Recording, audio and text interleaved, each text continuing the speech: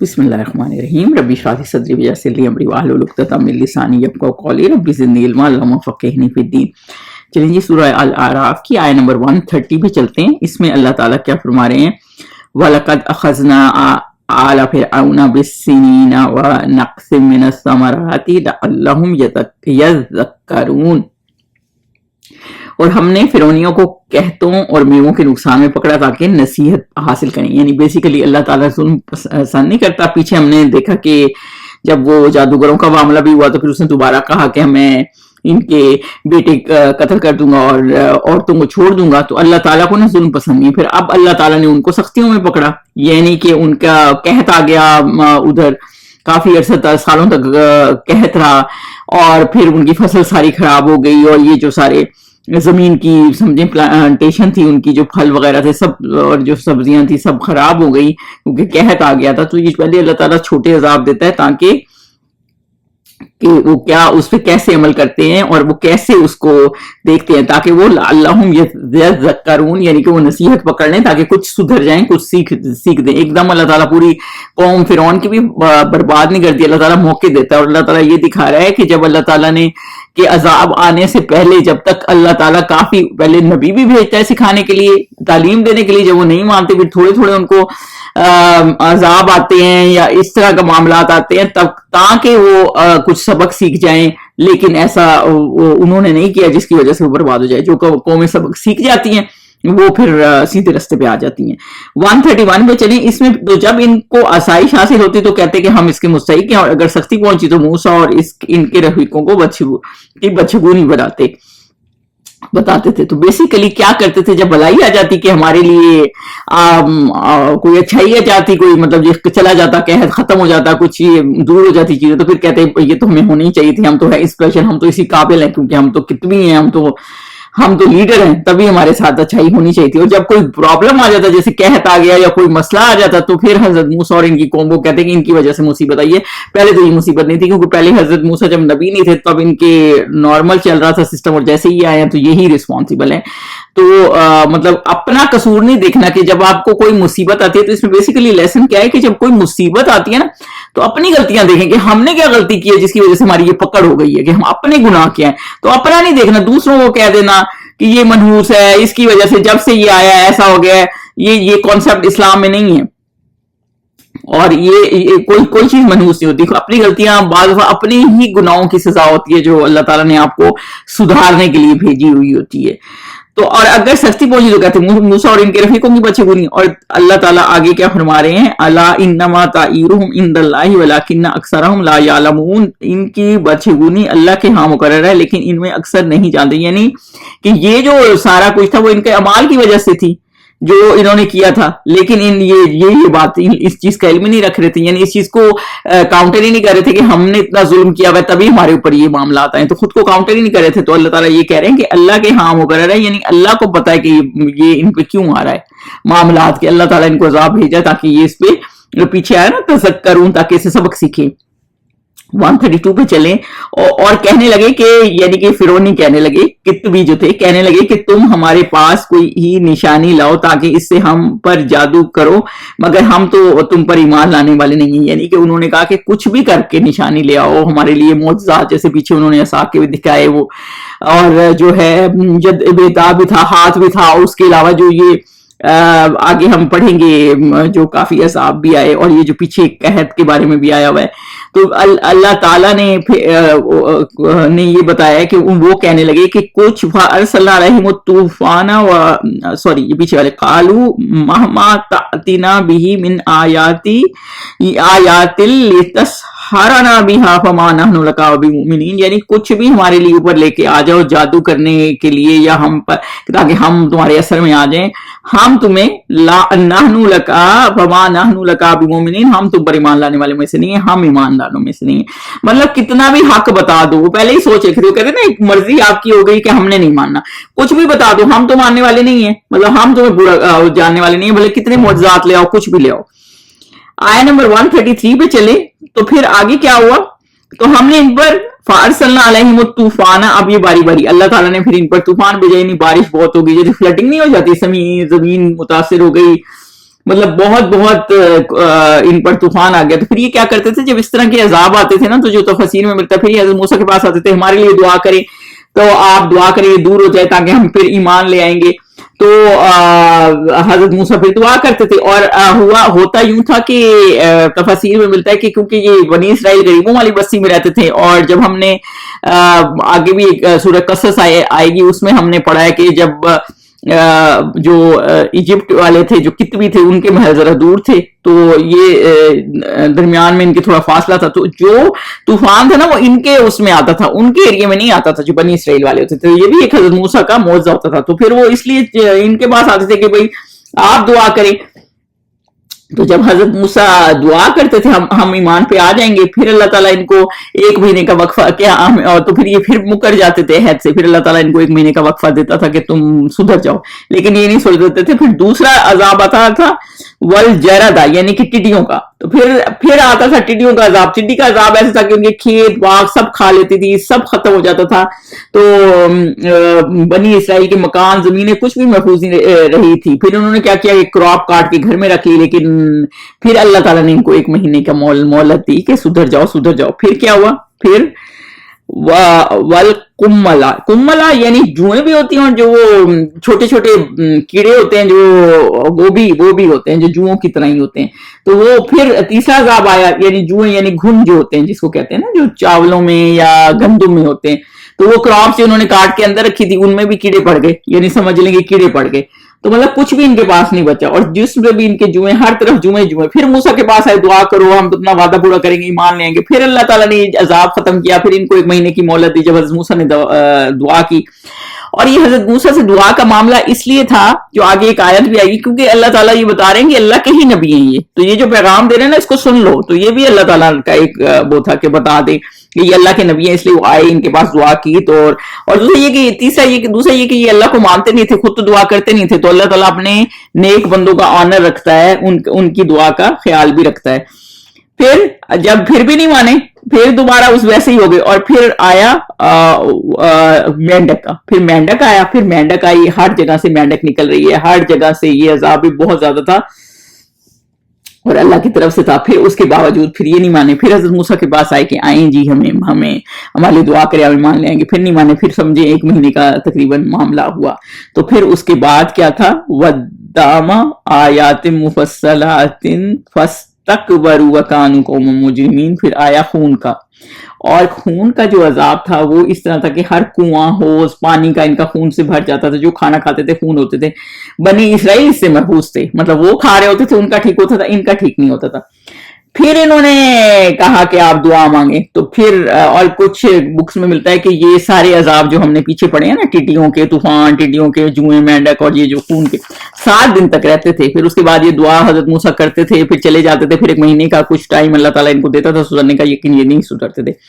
اور اللہ تعالیٰ کہہ رہے ہیں یہ کلیئر نشانیاں, یعنی یہ وقفے کی تھی مگر ہدایت اللہ تعالیٰ نے ان کو کلیئر بھیجی. آیات مفصلات یعنی کلیئر تھی, یعنی یہ بھی کہہ سکتے ہیں, اور وقفے کے ساتھ ہدایات اللہ تعالیٰ نے ان کو سائنس بھیجی یعنی معجزات بھیجے. مگر فاستکبروا, ان کا تکبر تھا کہ ہم نے نہیں ماننا, اور وقانوا قوم مجرمین, اور وہ لوگ تھے گنہگار مجرم میں سے, تو وہ نہیں ماننے والے تھے. مطلب وہ صرف بہانے کرتے تھے کہ ہم مان لیں گے لیکن نہیں مانتے تھے. پھر آگے کیا ہوا, پھر آگے اللہ تعالیٰ فرما رہے ہیں, اور جب ان پر عذاب واقع ہوتا تو کہتے کہ موسیٰ ہمارے لیے اپنے پروردگار سے دعا کرو. یعنی کہ یہ جو ہے نا وقع علیہم الرجز, تو یا تو یہ کہ کوئی عذاب آیا پھر ان کے طرف, یا پھر اوپر والے جو 5 عذاب ہم نے بھی دیکھے ہیں پڑھے ہیں آئے نمبر 133 میں, جو ٹڈیوں جوئیں تو طوفان اور مینڈک اور خون والے ہیں, ان عذاب کی بات ہو رہی ہے. یا پھر جو کچھ کہتے ہیں پلیگ کا بھی عذاب آیا تھا, تو جس کی وجہ سے ان کے 70,000 آدمی ہلاک ہو گئے تھے. تب بھی ان کو ہوش نہیں آ رہی تھی. تو پھر اس وقت یہ آئے اور پھر موسیٰ سے کہنے لگے کہ پھر کہنے لگے کہ ہمارے لیے اپنے پروردگار سے دعا کرو, جیسے اس نے تم سے عہد کر رکھا ہے, یعنی تمہیں نبی نبوت دی ہے اور تمہیں اتنی عزت دی ہے تمہارے پروردگار نے, تو وہ کرو. یعنی خود نہیں دعا مانگنی. خود دعا مانگنے سے آپ اللہ کو ایک تو مانتے ہیں, عاجز ہوتے ہیں, آپ اللہ کی بڑائی مانتے ہیں, کیونکہ خود مانتے نہیں تھے, دل سے سنسیئرٹی نہیں تھی, اس لیے حضرت موسیٰ کے پاس ہی آتے تھے کہ تم دعا مانگو. تو ہمیشہ دعا نہ پہلے خود مانگنی. آپ کسی کو بھی کہہ سکتے ہیں لیکن خود اپنے لیے دعا مانگے, کیونکہ جو غم سے جو چوٹ آپ کو لگی ہے یا جو جس چیز کی خواہش آپ کو ہے, آپ हम मांग लेंगे, कोई और आपके लिए इतनी अच्छी दुआ नहीं मांग सकेगा।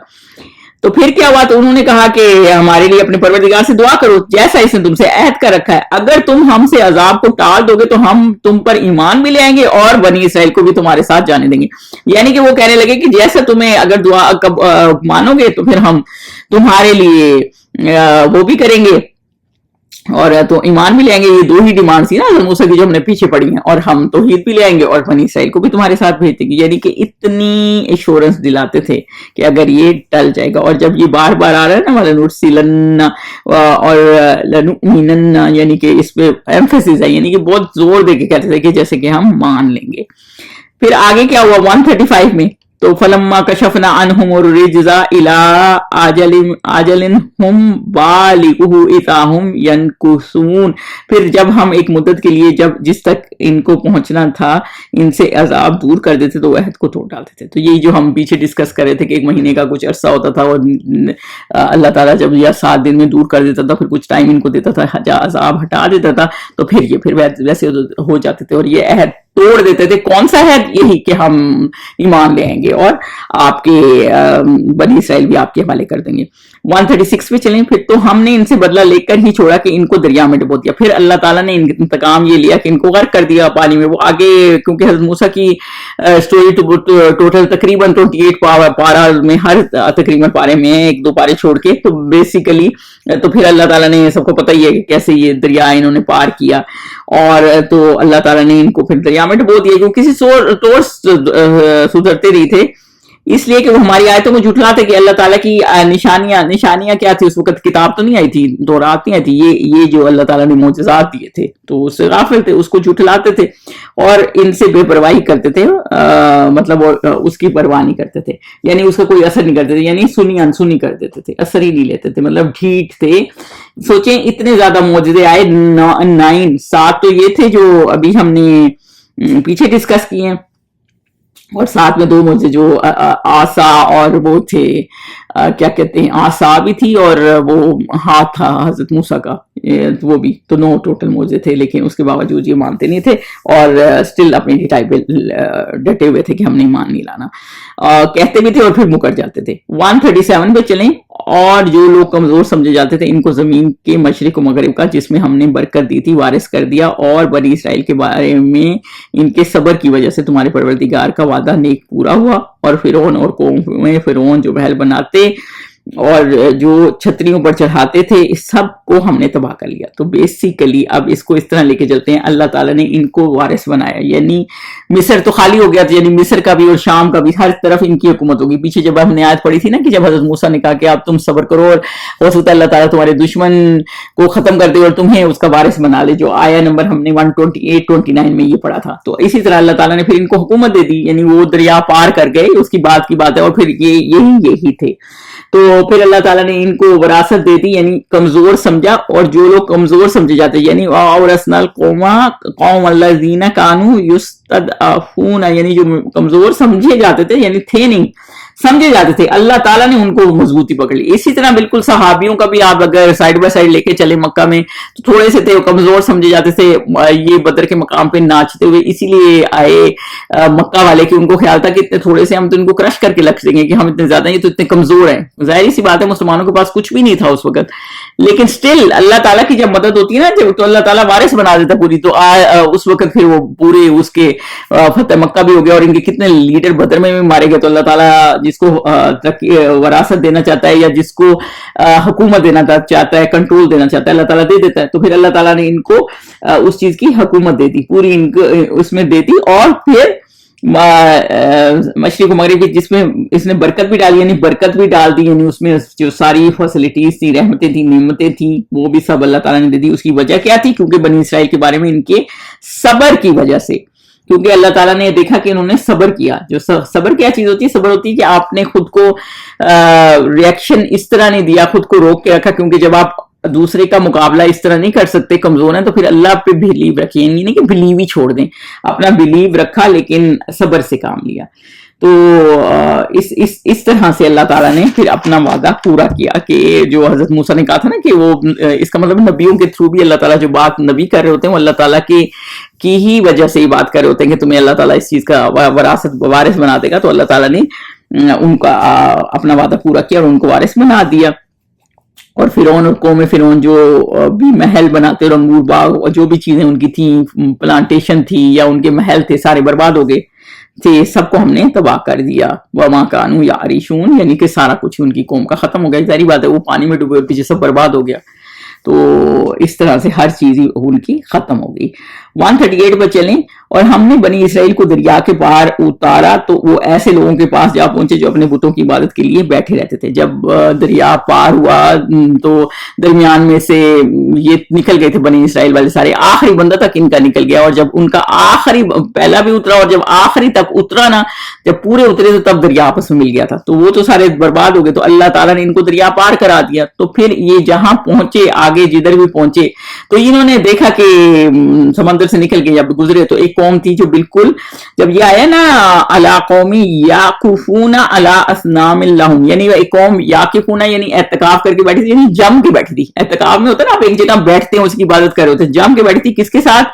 ایک بتوں کے سامنے، یعنی بتوں کی عبادت کر رہے تھے. بیسیکلی جم کے ادھر بیٹھے تھے بتوں کے ساتھ. اور کیونکہ یہ قبطیوں سے آئے ہوئے تھے تو جیسے ہوتا ہے نا غلام قوم ہوتی تھی، پہلے غلام قوم تھی، ان کا اثر تھا. قبطی بھی کیونکہ بتوں کی پوجا کرتے تھے تو ان کے ذہن میں نا وہی چیزیں بیٹھی ہوئی تھی. جیسے ہم سب کانٹیننٹ میں پاکستان انڈیا آزاد ہوا لیکن کئی اس میں ہندوانہ ہیں جو مسلمان بھی فالو کر رہے ہوتے ہیں، ان کا اسلام سے کوئی تعلق نہیں ہوتا. تو یہ والا مسئلہ نا کہ وہ ذہنیت پہ اثر ہوتا ہے نا، اثر ان کی حساب سے ہوتا ہے. تو وہی ایک مسئلہ ہے. جیسے انگریز اتنا عرصہ حکومت کر گئے ہیں سب کانٹیننٹ میں، تو وہی انگریزوں کی چیزیں ان کو اچھی لگ رہی ہوتی ہیں، انہی کی چیزیں سیلیبریٹ کر رہے ہوتے ہیں اور انہی کی طرح بننا چاہتے ہیں. تو یہ والا مسئلہ کہ کیونکہ غلام قوم تھی، ان کے دماغ میں اثر تھا تو انہیں وہ چیز فیسینیٹ کر گئی. تو انہوں نے کیا کیا، تو قالوا یا موسیٰ، تو حضرت موسیٰ سے کیا کہنے لگی، بنی اسرائیل کہنے لگے کہ موسیٰ جیسے ان لوگوں کے معبود ہے ہمارے لیے بھی ایک معبود بنا دو، یعنی جیسے یہ بت ہے ہمارے لیے بھی ایسا بت بنا دو. یعنی ان کی ذہنیت میں غلامی تھی نا، تو انہوں نے کہا ہمیں بھی ایسا الہ بنا دو. تو حضرت موسیٰ نے کیا کہا، قال انکم قوم تجہلون، موسیٰ نے کہا کہ تم بڑے ہی مطلب ہے بنی اسرائیل کو اللہ تعالیٰ نے اتنی عزت دی ہے، وہاں سے جہالت سے نکالا اور تم پھر جہلوں والی باتیں کرتی. جہلوں کا مطلب ہوتا ہے عقل استعمال کرو. موسیٰ کا تجہلون کا مطلب ہوتا ہے جہالت کی بات کی ہے، یعنی کہ جو عقل سے خالی بات ہے، مطلب کچھ عقل استعمال کرو. یعنی کہ تمہیں اللہ تعالیٰ نے توحید دیا، ایمان کی دولت دی ہے، جس کی وجہ سے اللہ تعالیٰ نے تمہیں اس فتنے سے نکالا ہے. اور تم کہہ رہے مجھے دوبارہ ویسے ہی بنا دے. بنی اسرائیل تھے تو پیغمبروں کی اولاد، جیسے ان کی ہسٹری دیکھی جائے اور حضرت ابراہیم سے آگے حضرت اسحاق سے پھر آگے مطلب سارے پیغمبروں کی، کافی پیغمبروں کی اولاد میں سے نکلتے ہیں، لیکن ان کی سوچ جو ہے نا وہ اتنی واسع نہیں تھی، سوچ کم تھی. تو جس کی وجہ سے حضرت موسیٰ نے یہ کہا کہ تم جہالت سے نکلے اور پھر جہالت میں ہی جانا چاہتے ہو، کیونکہ وہ بتوں کا ہی تو معاملہ تھا. توحید ہی تو اصل چیز تھی جس کی وجہ سے اللہ تعالیٰ نے ان کو اوپر رکھا تھا، اوپر کر دیا تھا کمزور لوگوں کو بھی. 139 پہ چلیں. یہ لوگ جو جس شغل میں پھنسے ہوئے ہیں وہ برباد ہونے والا ہے اور جو کام یہ کرتے ہیں سب یعملون باطل ہے، یعنی کہ وہ یہ کہہ رہے ہیں یہ عمل جو کر رہے ہیں برباد ہونے والا ہے. حضرت موسیٰ نے یہ کہا تو برباد ہونے والا، ختم ہونے والا اور باطل ہے. ہم فیہ وباطل ما کانوا یعملون، اور تم ان کے پیچھے جانا چاہتے ہو تو تم اس پہ عمل کرنا چاہتے ہو. یعنی کہ وہ یہ کہہ رہے ہیں کہ یہ تو سارا ختم ہونے برباد ہونے والا کام ہے. تو فرعون کی قوم بربادی اس لیے ہوئی تھی کیونکہ وہ شرک کرتی تھی اور اسی وجہ سے ان کے یہی عمل تھے بتوں والے، جس کی وجہ سے ان کا یہ عملات تھا. اور تم یہ باطل والے کام کے پیچھے جا رہی ہو تو بالکل ختم ہونے والا کام ہے. پھر آگے اور یہ بھی کہا کہ بھلا میں اللہ کے سوا تمہارے لیے کوئی اور معبود تلاش کروں. اور پھر حضرت موسیٰ نے کہا کوئی اور الہ ڈھونڈوں تمہارے لیے، حالانکہ اس نے تم کو تمام اہل عالم میں فضیلت بخشی، یعنی کہ اللہ تعالیٰ نے تمہیں فضیلت بخشی ہے، یعنی فرعون سے نجات دلائی ہے. سوچیں کتنی وہ زوردار قوم تھی، کتنے زوراور تھے اور کتنا ان پہ ظلم کرتے تھے. تو اللہ تعالیٰ نے تمہیں ان سے بچایا ہے اور تم ہو کے دوبارہ اس میں اور چن لیا ہے اور اسپیشل کیا ہے اور تمہیں سیو کیا ہے. تو تم اب اللہ کی عبادت کرو گے کہ آگے جا کے کہیں اور ہی تمہارا دوبارہ سے ایک لا تلاش کرو، یعنی بتوں کے پیچھے چل پڑو گے. تو وہ ان کو سمجھانے لگے کہ یہی تو ایک پلس پوائنٹ تھا کہ آپ توحید پہ ہیں، نبی کے بھی ذات ہیں، اللہ کے احکامات کے مطابق چل رہے ہیں، تبھی اللہ تعالیٰ نے آپ کی مدد فرمائی ہے. 140 اور ظلم سے بچایا فرعون کے. 141 پہ چلیں. وَإِذْ أَنْجَيْنَاكُمْ مِنْ آلِ فِرْعَوْنَ يَسُومُونَكُمْ سُوءَ الْعَذَابِ، اور ہمارے ان احسانوں کو یاد کرو جب ہم نے تم کو فرعونیوں سے نجات بخشی اور وہ لوگ تم کو بڑا دکھ دیتے تھے. بڑا اس میں اللہ تعالیٰ نے یہ بتایا کہ تم جب نجات دی آل فرعون سے، تو برا عذاب تھا فرعون کا، جو اللہ تعالیٰ نے تمہیں اس سے بچایا. اللہ تعالیٰ ان کو دوبارہ بار بار قرآن میں اس لیے آتا ہے کہ جب وہ پھر ایسی باتیں کرنے لگ جاتے تھے نا، یہ بھول جاتے تھے کہ اللہ تعالیٰ نے کتنا بڑا احسان کیا اور وہ کرتا کیا تھا ان کے ساتھ. اس کو بھی دوبارہ بتایا گیا کہ تمہارے بیٹوں کو قتل کروا ڈالتا تھا اور بیٹیوں کو زندہ رہنے دیتا تھا، اور اس میں تمہارے پروردگار کی طرف سے سخت آزمائش تھی. مطلب یہ تو ایک سخت آزمائش کی والی بات ہوتی تھی نا، کہ بچوں کو، لڑکوں کو مار دینا، بیٹوں کو، اور پھر لڑکیوں کو غلام بنا لینا، لونڈیاں بنا لینا. تو یہ کرتا تھا، اور ایسے اللہ تعالیٰ نے ظلم و ستم سے تمہیں نجات دی اور تم واپس ان چیزوں میں جانا چاہتے ہو.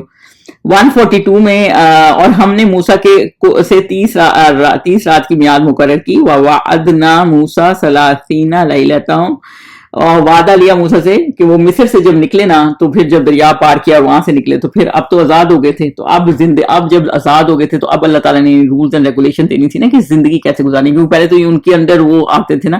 اب پوری انسٹرکشن دینی تھی، کیا حلال ہے، حرام ہے، کیا احکامات ہے، کیونکہ تورات میں نا احکامات تھے سارے، تو طریقہ کیسے ہے زندگی گزارنے کا. تو اللہ تعالیٰ نے حضرت موسیٰ کو کوہ طور پہ بلایا کہ 30 راتوں کا وعدہ لیا کہ جب چاند کا جیسے ڈیٹ کے حساب سے، تو آپ جو ہے اسی طرح 30 راتیں ادھر کر دیں اور بعد میں 10 راتیں ایڈ کر دیں. اور بعد میں 10 راتیں اس لیے ایڈ کر دی کہ ایک ٹارگٹ تھا اللہ تعالیٰ نے پہلے ان کو دیا، اور پھر بعد میں ایک دم اتنے زیادہ دن نہیں بتائے، لیکن 40 ڈیز بعد میں 10 راتیں ایڈ کر کے ان کو کر دیا. اور کچھ کتابوں میں ایسے بھی ہے لکھا ہوا ہے کہ جیسے انہوں نے پورے 30 دن روزے بھی رکھے تھے. تو اور اس سے 10 راتیں اور ملا کر اسے پورا کر دیا، تو اس کے پروردگار کی 40 رات کی میعاد پوری ہو گئی. تو پھر اللہ تعالیٰ نے ان کو پوری کر دی، 40 رات کی پوری میعاد ان کو پوری ہو گئی، یعنی کہ ایک ڈیڈیکیشن دی. اور سوچیں کہ اس وقت بھی حضرت موسیٰ نے، تفسیر میں کہا جاتا ہے، روزہ رکھے کوہ طور پہ جا کے جب یہ کتاب لینے گئے، کیونکہ اللہ تعالیٰ نے احکامات دینی تھی، اور قرآن بھی رمضان میں ہی اترا ہے. تو مطلب یہ روزے کی بڑی اہمیت ہے. تو اس لیے کہتے ہیں نا رمضان میں بہت زیادہ قرآن پڑھیں، اور یہ کیونکہ آپ نے روزہ رکھا ہوا ہوتا ہے. اور اس لیے ڈیڈیکیشن تھی، اللہ تعالیٰ نے علیحدہ بلایا کہ ان کو کتاب دی تاکہ وہ اچھے سے ڈسپلن طریقے سے کتاب لے جائیں اور لوگوں کو بھی سمجھائیں ڈیڈیکیشن کے ساتھ. کیونکہ دیکھیں آپ نے پیغام نا آگے پہنچانا ہوتا ہے، اور پھر آپ کے اپنے بھی ایفرٹ ہوتے ہیں. تو حضرت موسیٰ نے بھی خود ایفرٹ کیے، مطلب آ کے ڈیڈیکیشن دکھائی، وہاں اللہ کی عبادت کی ہوئی ہوگی.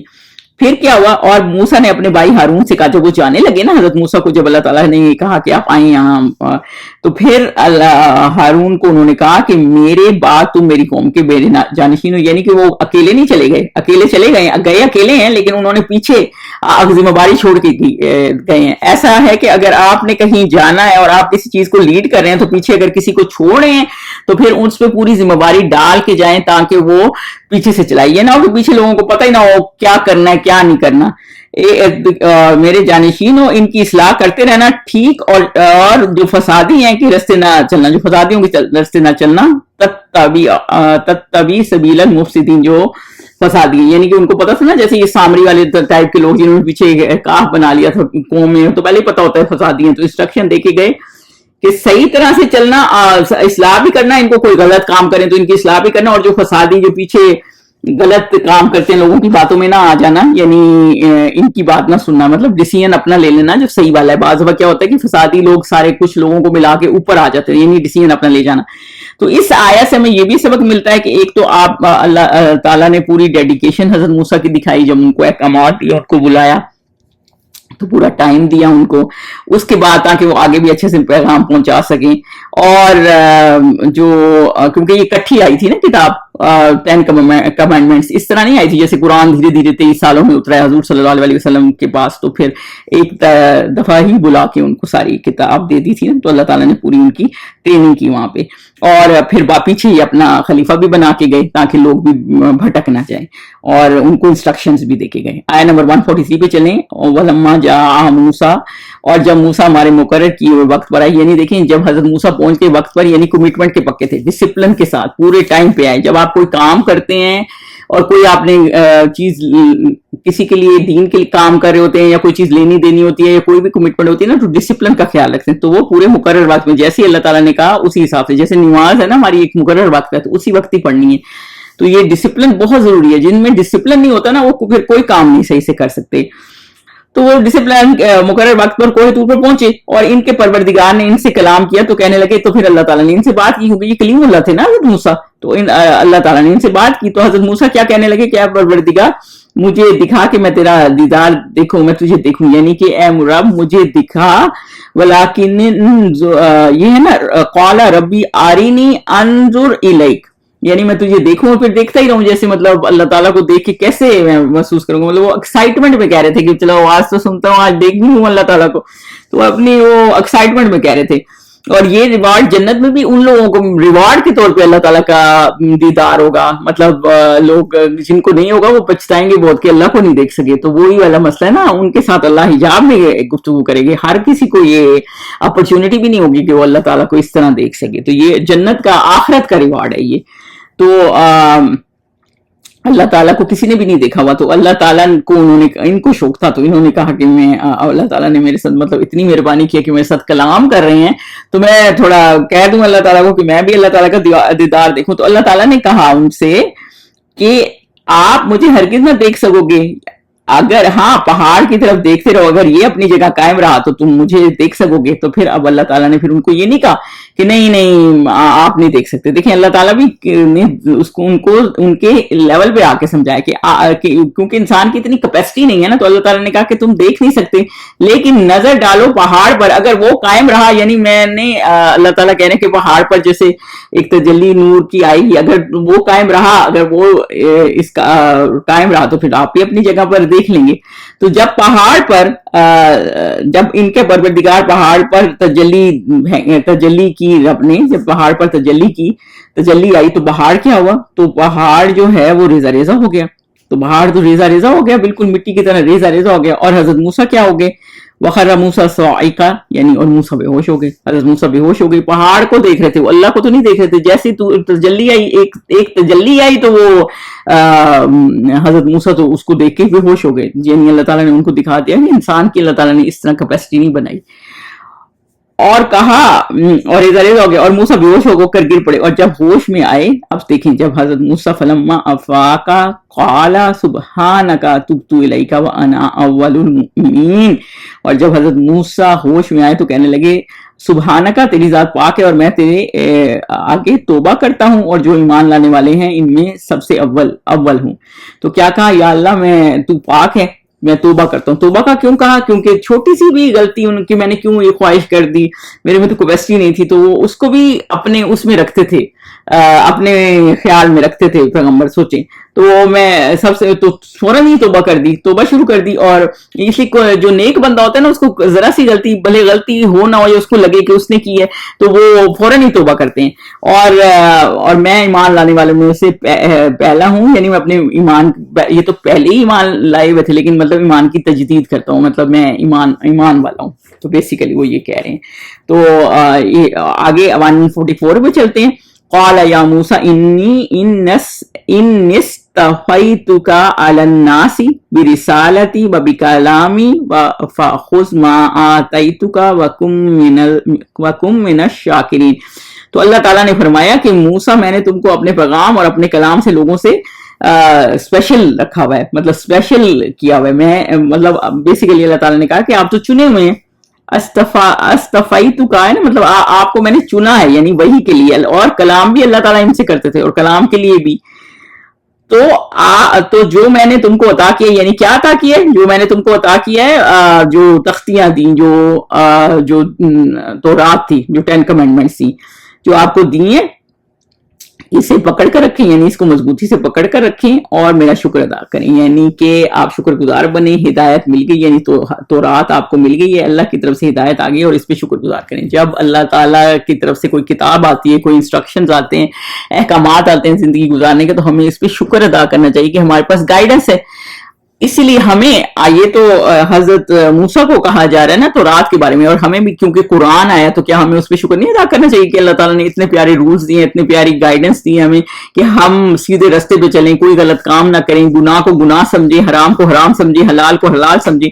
تو یہ اللہ تعالیٰ کی بہت بڑی مہربانی ہوتی ہے کہ آپ کو گائیڈنس دے دے. تو یہی اب گائیڈنس جب بنی اسرائیل کو ملنے جا رہی ہے اور حضرت موسیٰ کی قوم کو ملی اور حضرت موسیٰ کو دی جا رہی ہے، تو اللہ تعالیٰ کہہ رہے ہیں کہ اس پہ شکر ادا کریں، یعنی اللہ تعالیٰ کی بہت بڑی نعمت ہے گائیڈنس. تو اور ہمیں بھی بہت اللہ تعالیٰ کا شکر ادا کرنا چاہیے کیونکہ قرآن اللہ تعالیٰ کی نعمت ہے کہ ہمیں اس سے ہدایت ملتی ہے اور ہدایت اللہ تعالیٰ سے مانگے. یہ آج کی آیات ہے، پھر انشاءاللہ باقی کل کریں گے. سبحانک اللہم و بحمدک، اشہد ان لا الہ الا انت، استغفرک و اتوب الیک.